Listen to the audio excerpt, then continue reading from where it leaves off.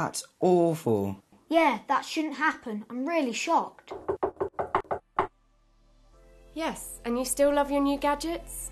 Well, yeah. Yeah. Which is understandable because they can be great. But do you really need them? Or do you just want them because they are the new thing? Because when we buy something new, something else may get thrown away. But new things are better, faster, all that stuff. The thing is that some gadgets can be made to work better through more memory being added or by a simple software update. Really? Really? So, for example, if your mobile is slow, the answer may not be to throw it away, but to get it upgraded so it works better for longer. Reduce.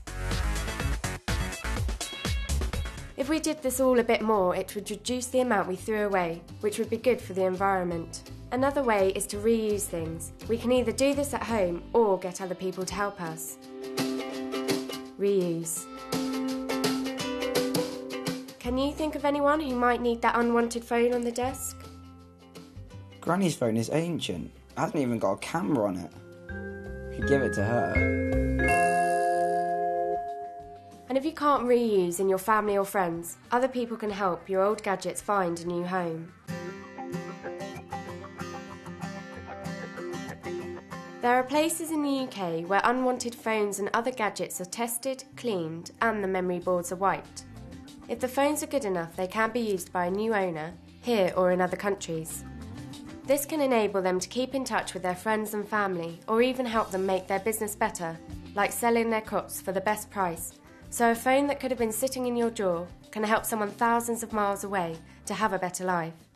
Of course, if you can't reuse your unwanted phone or gadget, you can recycle it. Recycle. And there is a way to make the money you can get from recycling your gadgets do some good. And this can be done safely without harming people or the planet. Just throwing things away is a waste of resources. The material that we get from our recycling, plastic and metals such as gold, copper and tin, can be melted down and then used as raw materials, some of them even going into new phones, MP3 players, electrical gadgets and toys. Each year across the world, we use about 320 tonnes of gold and more than 7,500 tonnes of silver to make PCs, mobile phones, tablets and other new electrical products. You can recycle plastic for road signs, games consoles for chairs, copper for electronics, and gold for jewellery. Loads of the components from unwanted gadgets can be reused in completely different new products, really making a big difference, saving loads of energy and stopping the need to keep digging up our planet. So how do we go about recycling this phone then? Here's a new way that you can show mum or dad or someone in your family. Go to the school's recycling website, put in their details, and they can find out how much their gadget is worth and decide how much to keep or donate to the school. That's great, but what happens to the phones when they're sent to O2 Recycle?